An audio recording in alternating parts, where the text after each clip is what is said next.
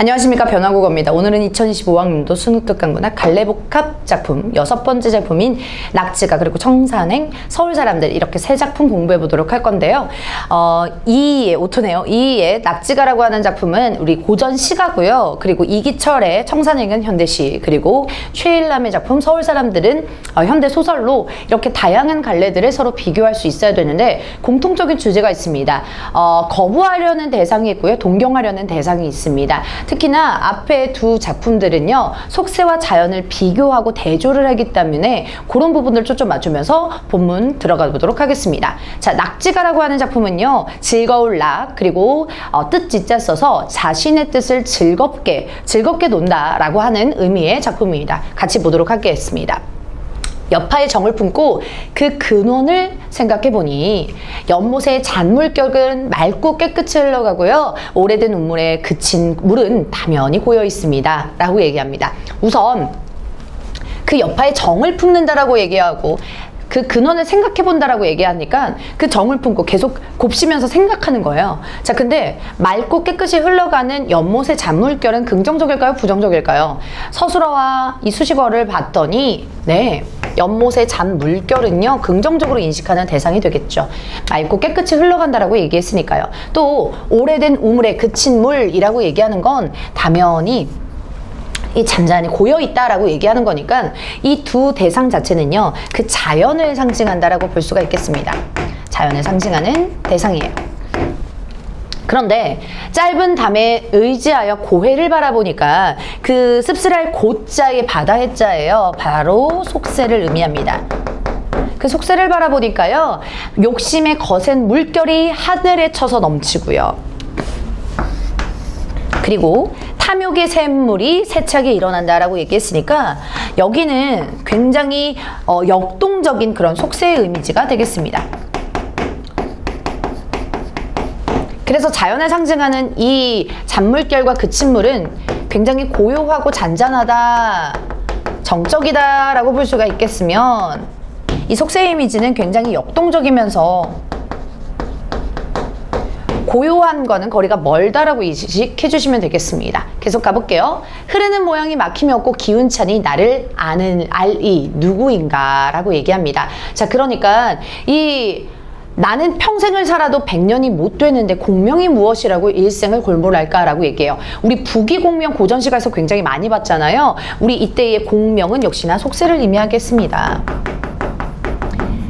이름을 떨치는 일, 즉 유명한 일들을 유명하게 되는 것을 공명이라고 하는데 그게 뭐라고 일생에 골몰할까? 평생을 다 살아도 100년이 못 되는데 그 속세를 추구한 것에 대한 굉장히 허무함과 그런 허탈함, 무상감 이런 것들을 의미하겠죠.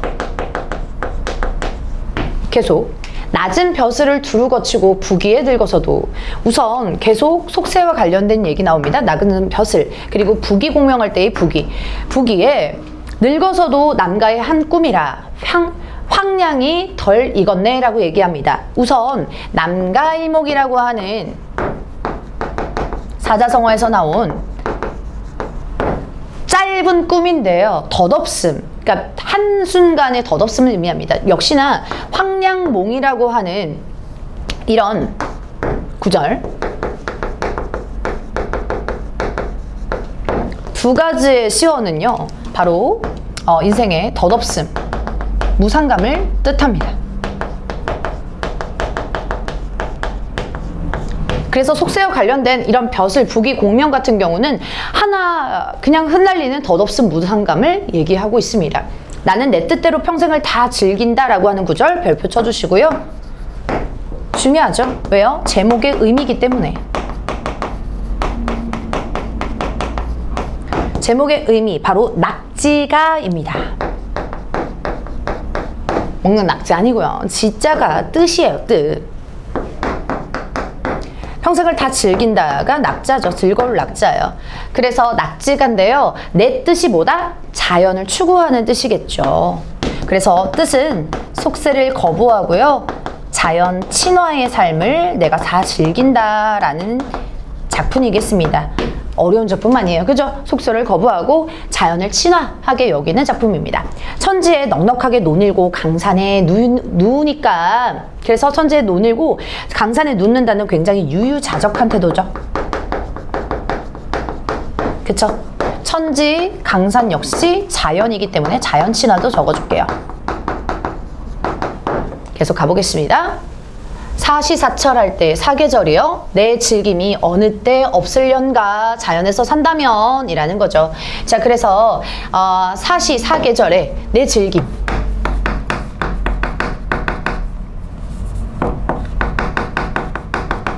계절에 상관없이 즐기는 이 즐거움 이라고 하는 것은 자연에서의 즐거움이겠죠. 어느 때나 없을련가 사시사철 다 즐겁다라는 얘기고요. 누황에 안거하여 단포효에 씨름 없다라고 하는 건데, 누황은 우리 누황사 할 때 누추한 곳을 얘기하죠. 단표라고 하는 거는 그런 표주바, 하나의 표주바를 얘기하는데 굉장히 소박한 생활을 의미할 때 단사표음, 단표누황이라고 하죠. 자, 그래서 이러한 부분들도요, 역시나 화자의 태도를 보여주고 있습니다. 그죠? 소박한 삶, 소박한 생활, 태도. 그래서 유유자적하고 소박한 생활의 태도, 즉 단표누황 하나만 적어줄게요. 자, 세상길에 발을 끊어 명성이 감추어져 라고 얘기하죠. 자, 그래서 세상길에 발을 끊는다라고 하는 것은 이 속세에 대한 단절을 보여주는 거고요. 은거행의 자허하고 스스로 한다라는 건데, 은거, 숨어서, 행의, 뜻을 펼친다 이거예요. 뜻 펼친. 그래서 이 자허하고 스스로 한다라는 거고요. 이 요순지도라고 얘기하는 건 태평성대, 태평성대의 시절을 의미합니다. 여러분, 이제는 요순하면 이제 떠올려줘야 돼요. 요 임금과 순 임금은요, 그때 당시에 굉장히 정치를 잘한 임금이 있기 때문에 좋은 시절 임금의 대명사입니다. 그래서 앞으로 요순 보시면 태평성대 좋은 시절입니다. 자, 그러니까 내가 숨어서 뜻을 스스로 펼치고요. 거기에 나는 태평성대를 즐긴다. 너무너무 만족감 얘기하는 거죠. 내 몸은 속인이나 마음은 신선이다 라고 얘기합니다. 이때의 속인은 그냥 세속한, 속세, 사람이다 라는 거고요. 내 마음은 신선이다 라고 얘기하는 거니까 여기에서는 만족감, 자부심까지 느껴집니다. 그래서 내 마음은 신선해, 뺨쳐, 나는 너무 만족해 라는 거고요. 진계가 지척이나, 진계는 나와 있듯이 속세죠 여러분. 이게 진이 먼지 진자, 홍진할 때의 진자입니다. 그래서 이 먼지가 가득한 세계 바로 속세인데요. 그게 가깝대요. 물리적 거리가는 가까운데 지척이 천리다 라고 얘기를 합니다. 자, 여기 구절 중요한데요. 자, 물리적 거리는 가깝습니다. 왜요? 속세가 지척이에요 라고 하는 것. 자, 우리가 속세에서 크게 벗어나려면 무슨 비행기 타야 되고요, 아니면 기차 타고 가야 되고요, 이렇게 해야 되잖아요. 근데 그때 당시에는 물리적으로 그렇게 멀리 떨어질 수가 없었습니다. 근데 산속으로 갈 수는 있죠. 자, 그렇기 때문에 나는 그러니까 너무 멀리 떨어지지는 물리적으로 못하지만 지척이 가까운 곳속이, 즉 속세가 천리다 라고 표현을 하는 거 보니까요, 이 속세가 멀게 느껴진다라는 얘기입니다. 자, 그러니까 속세에 대한 거부감, 거리감이 되겠죠. 속세와의 거리감, 거부감이 되겠습니다. 이때의 거리감은 헷갈리지 말게 물리적인 게 아니라 심리적인 거리감이다 라는 거. 그래서 가까이 있지만 내가 너무너무 싫어하니까 천리다, 너무 멀리 떨어져 있는 것처럼 느껴진다 라고 표현을 하는 것입니다. 표현법은요 너무 중요하기 때문에 따로 쓸게요. 이때 로다는 영탄이기도 하지만 더 중요한 건 이 전체 구절의 표현법입니다. 어떻게 가까운 것이 멀겠어요? 표면적으로는 모순이 일어나기 때문에 역설적 표현이다 라고 볼 수 있어요. 또 계속 이어서 가볼게요. 제 뜻을 높이려니 제 몸이 자중하고 자제하고요. 일체의 다툼이 없으니 시기할 사람이 누굴까라는 거예요. 일체의 다툼, 시비라는 건데 이게 속세와 관련되는 거죠. 그러니까 시비 거는 사람이 없으니까 뭐 시기할, 질투한 사람 누군가, 너무너무 평화롭다 이거죠.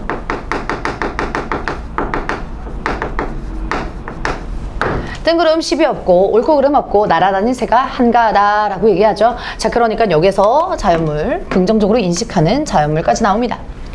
그래서 자연물, 여유로운 자연물.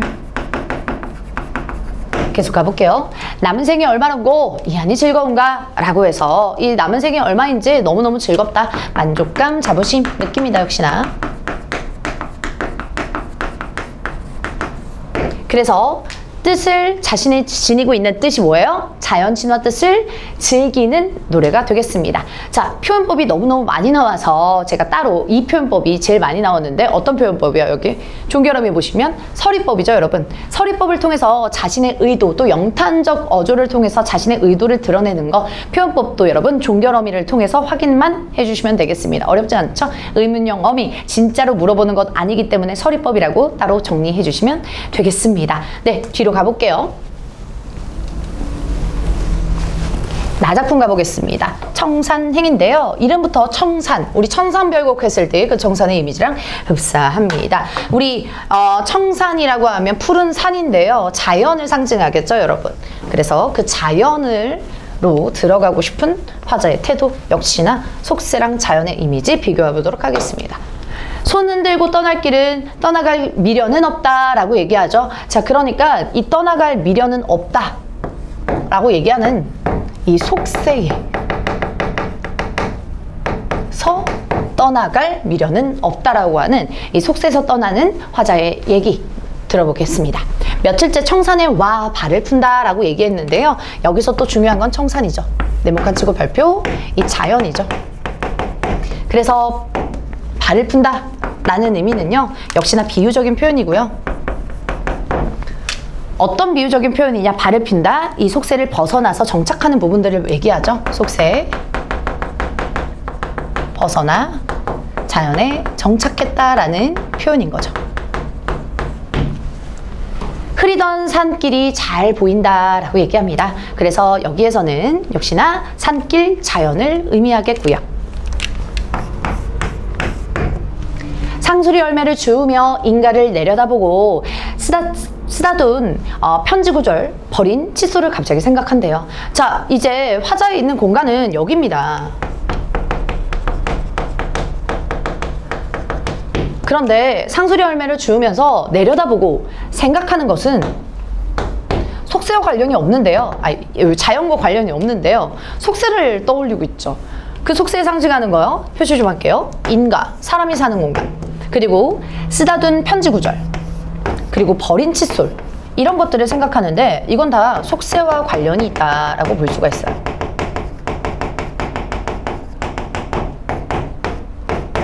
그러면 내려다보고 생각을 한다니까 단절감이나 거부감보다는요, 그냥 내가 공간에 자연에는 있지만 아직까지 화자는 미련이 있는 것 같아요. 아직까지 미련이 있고 잊지 못하는 것 같습니다. 가볼게요. 남쪽 방향으로 가다가 길을 놓치고 두어 번 허우적거리는 열물산 아래는 떼까치들이 몰려온대요. 우선 넘어가기 전에 남쪽 방향으로 가다가 길을 놓친다라고 하는 거는 익숙하지 않은 화자의 모습을 얘기하는 건데요. 이 남쪽으로 가는 그 자연의 공간이 익숙하지 않다라고 볼 수가 있겠습니다. 그래서 굉장히 서투르죠. 그래서 여울물 아래 떼까치들이 몰려와서 모든 야성을 버리고, 야생성이겠죠.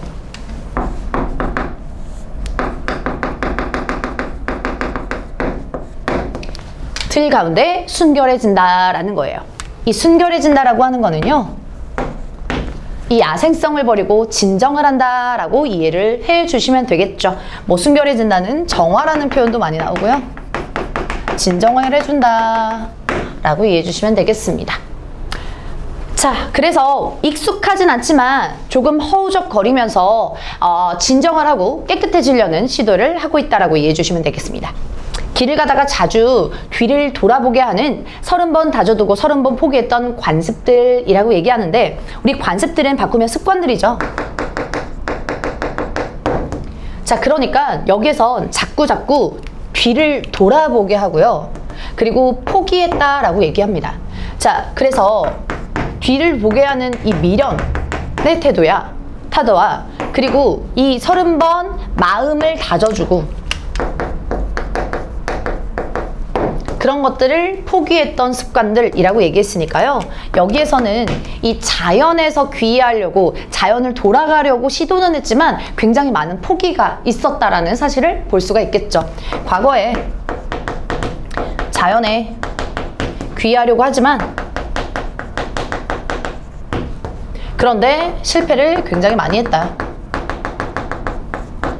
라는 사실 보여줄 수 있겠죠. 계속 서쪽 마을을 바라보면 나무들의 잔숨결처럼 가늘게 흩어지는 저녁 연기가 있겠습니다. 자, 그래서 서쪽 마을을 바라보면요, 나무들의 잔숨결처럼이라고 해서 직유법 사용하고 있고요. 그래서 이 자연물 나타납니다. 그리고 가늘게 흩어지는 저녁 연기를 통해서 우리는 시간적 배경도 알 수 있겠네요. 넘어갈게요.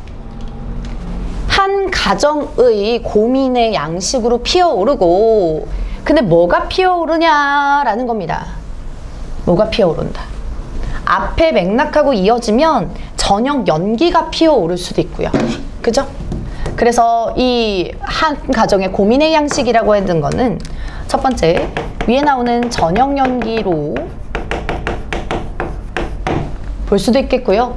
혹은 이 사람은 뭘 고민해요. 자꾸 자연에 도착했는데, 발 벗고 앉아 있는데 속세에 대한 미련이 있는 거예요. 속세에 고민, 이게 피어오른다라는 거죠. 자, 근데 생목 울타리엔 들거미줄, 맨살 비빈 듯 돌들과 함께 누워있대요. 자, 그러니까 이 돌들과 함께 누운다라고 하는 건 자연과 동일시, 자연 친화 의 부분들을 시도해주고 있죠. 실로 이 세상을 알아보지 못하는 것들과 함께 잠들고 싶다라고 얘기하니까요, 자연을 함께 살고 싶은 화자의 소망이 되겠습니다.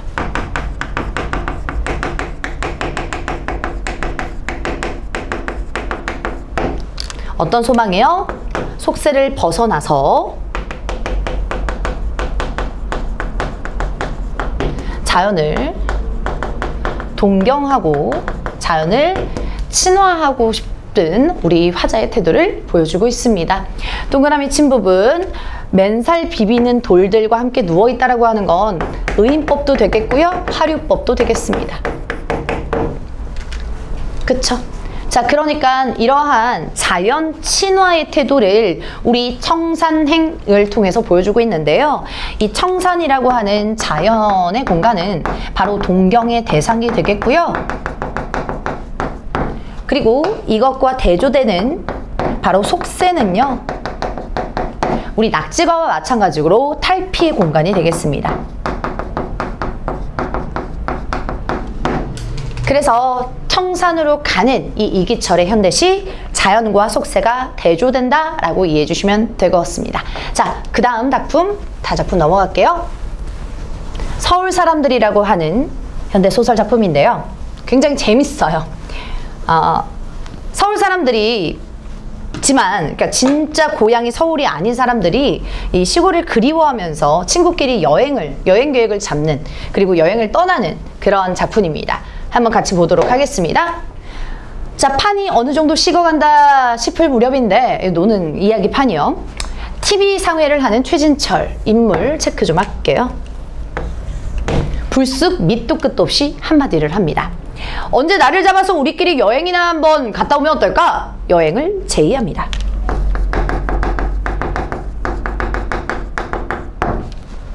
마침 화제가 시들해서 별다른 의도도 없이 한 말인 것 같았던데, 의외로 윤경수, 김성달 이도 금방 동의를 하고 나섰다. 그거 좋지. 맨날 서울바닥에서 비비적거리고 살다 보니까 고단해 죽겠어. 계절이 어떻게 바뀌는지도 모르겠단 말이야. 라고 해서 이 서울바닥이라고 하는 굉장히 속세에 대한 그러한 아주 비비적거리고 살다 보니까 고단해 죽겠다라고 하는 불평을 볼 수가 있겠습니다. 그래서 이 속세를 떠나고 싶다, 서울바닥을 떠나고 싶다라고 하는 일탈의 의지를 보여주고 있는데요. 사실 그러고 보니까 우리끼리 이렇게 만나면서도 한 번도 여행을 해본 적이 없군 그래. 그래서 우리 일치불일치 때문에 처음 여행을 계획합니다.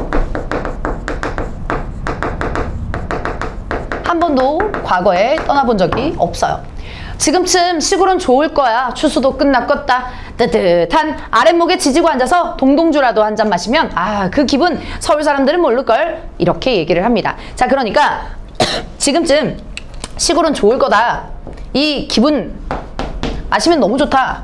라고 하는 이 시골을 추억하고 회상합니다.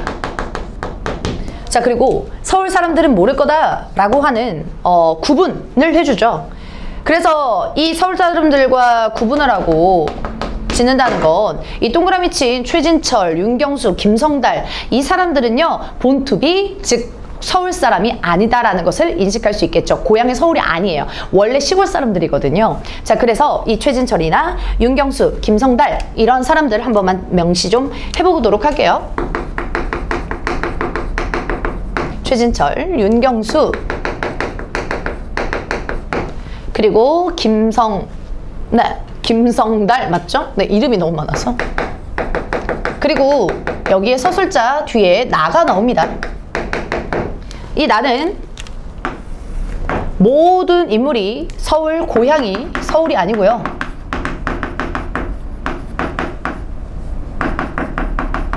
시골이지만 지금 현재 서울에 거주하고 있습니다.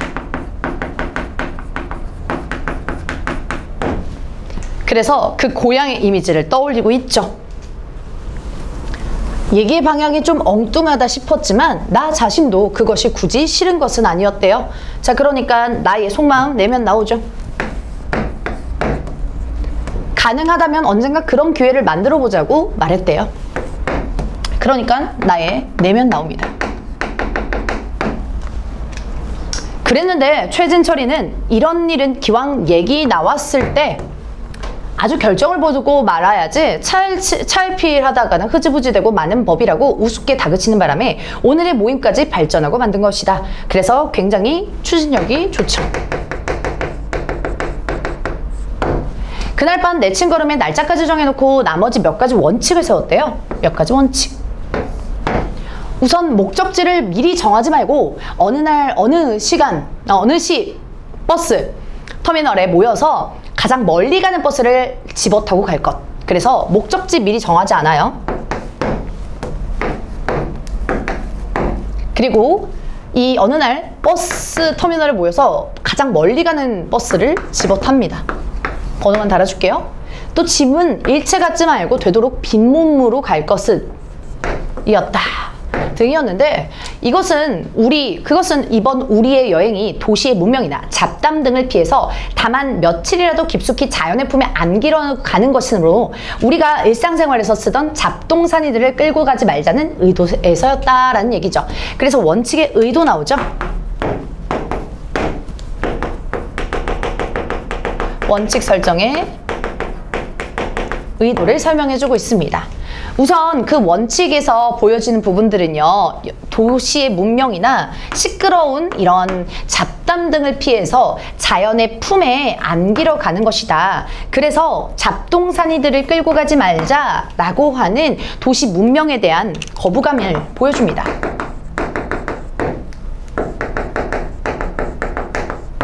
그리고 자연과 합일이 되려는 그런 의도에서 원칙을 설정하는 거죠. 누군가가 그러나 최소한도 치약하고요, 칫솔 따위는 있어야 할 것 아니냐고 하자 제한자인 최진철이 시골에 가면 왜 돌소금이라고 하는 게 있지 않느냐, 그걸로 닦아야 그런 곳에서 기분이 나는 법이라고 우겼대요. 자, 그러니까 너무 극단적이죠. 예, 극단적이에요. 그래서 이 최소한도의 치약과 칫솔은 역시나 속세를 의미하겠죠. 문명을 의미하겠죠. 자, 근데 또 돌소금은 이 시골, 이 자연을 의미하는 소재다라고 분류할 수 있겠네요. 그래서 대조적인 소재다. 그래, 좋았어. 비록 우리들의 고향은 아니라도 좋아. 고향과 엇비슷한 데로 가서, 고향 아직 안 나왔습니다. 어딘지. 우리를 키워준 고향 같은 무드 속에서 며칠 묻혔다 오는 거야. 알고 보면 우리 넷이 모두 산골 촌놈들이 아니니 먹고 사는 다로 너무 오래 그런 정경과 등을 지고 살아왔고, 비서실장으로 있는 김성달이 마침내 이렇게 결론을 내리는 바람에 넷이 이구동성으로 4명이요. 그러자 하고 손뼉을 치고 말았다. 여행을 계획합니다.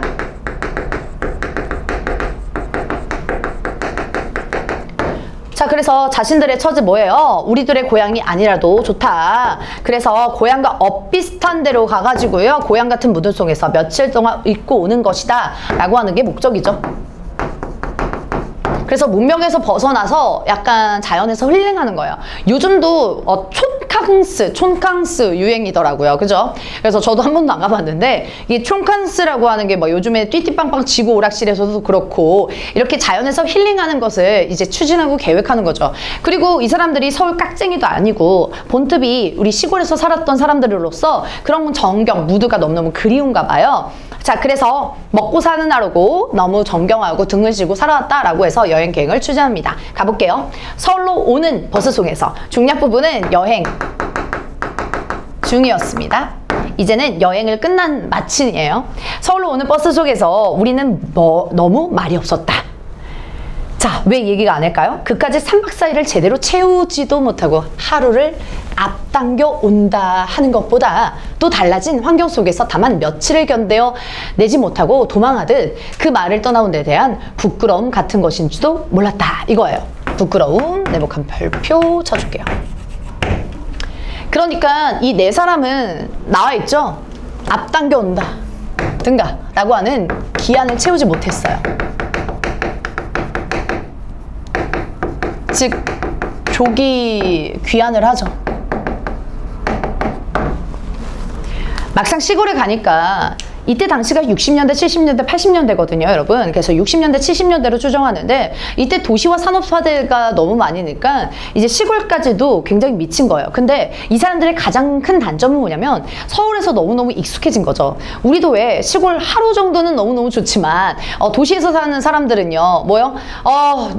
아이스 아메리카노 먹고 싶다 뭐 이런 생각하죠. 스마트폰 왜 이렇게 잘 안 터져, 컴퓨터 게임하고 싶다, PC방 가고 싶다 이런 생각이 들 거란 말이죠. 이 사람들도 똑같았습니다. 자, 그러니까 도시에 있는 그런 소재들이나 그런 환경에 너무너무 익숙해져다 보니까 이런 조기 귀환을 선택하게 되는 거죠. 그래서 이 부끄러움이라고 하는 건 그렇게 호탕한 의지와는 다른 이 결과 때문에 부끄러운 감정이 느껴지는 거죠. 자, 그래서 이 호탕한 계획과 상이한 결과로 인한 부끄러움이겠습니다. 무교동이나 종로바닥에서 맥주를 마시며 산촌의 정경을 이야기하던 자신들이 얼마나 얄팍하고 배부른 여담이었던가 느끼는 순간이기도 했는데, 그러나 우리는 그런 한편으로 숨이 칵칵 막히는 지점에서 쉽게 빠져나오는 것을 다행으로 생각하는 것 같은 안도함을 느끼는 자신들을 발견하고 있었대요. 자, 우선 종로바닥에서 맥주, 도시 문명을 상징합니다. 여기선 산촌의 정경을 이야기하던, 산촌으로 가자고 여행 계획을 세웠잖아요. 그런 것들이 얼마나 얄팍하고 배부른 여담이었나 라고 참회, 돌이키고 있습니다. 그죠? 그래서 돌이켜보는 거죠. 한편으로 숨이 칵칵 막히는 지점, 이게 바로 여행지일 겁니다. 시골이요. 쉽게 빠져놓은 것을 다행으로 생각하는 안도감, 벗어난다는 것은 안도감 느낍니다. 우리는 밤늦게 서울에 도착하자마자 그 길로 다방에 들러서, 너무 중요합니다. 앞에서 나왔지만 커피 별표 500cc짜리 생맥주를 단번에 꺾어버려서 마셨다 이겁니다. 이걸 통해서 우리는 굉장히 도시 문명에 익숙해져 있는 사람들을 볼 수가 있겠죠, 여러분. 근데 이런 것들이 이제 산업화, 도시화가 되면서 무엇을 상징하냐가 시험 문제에서 잘 많이 나올 수 있는데요. 이 커피와 생맥주가 의미하는 바는 바로 소비적이고 향락적인 소재가 된다 라고 이해해 주시면 되겠습니다. 그래서 그런 소비적, 향락적인 소재에 너무 익숙해져 있는 거예요. 이 네 사람은요, 도시 사람들은요. 자, 그래서 이젠 살 것 같군 이러면서 안도감을 느끼죠. 그래서 이렇게 이 도시를 이제 소비의 향락적 소재로 찌들어 있는 사람들을 비유해주는 거고요. 보여주는 거고요. 우리는 동시에 이런 말을 뇌까리고 읊조리고 그 전에 그랬던 것처럼 떠들곤 웃곤 하였다 라고 얘기합니다. 자, 그러니까 얼마나 되게 덧없어요. 엄청 허무하게 끝나죠, 여러분. 그래서 총각스를 계획해서 3박 4일로 일정 잡았다가 2박 3일 만에 돌아와서 커피나 맥주를 마시면서 흡족해하는 이런 씁쓸한 광경을 보여주는 소설이겠습니다. 이걸 통해서 현대인들의 굉장히 허위의식을 보여준다라고 하는 작품이에요. 그래서 이 도시인들의 허위의식을 보여주면서 이 작가는요, 비판적인 인식을 보여줍니다.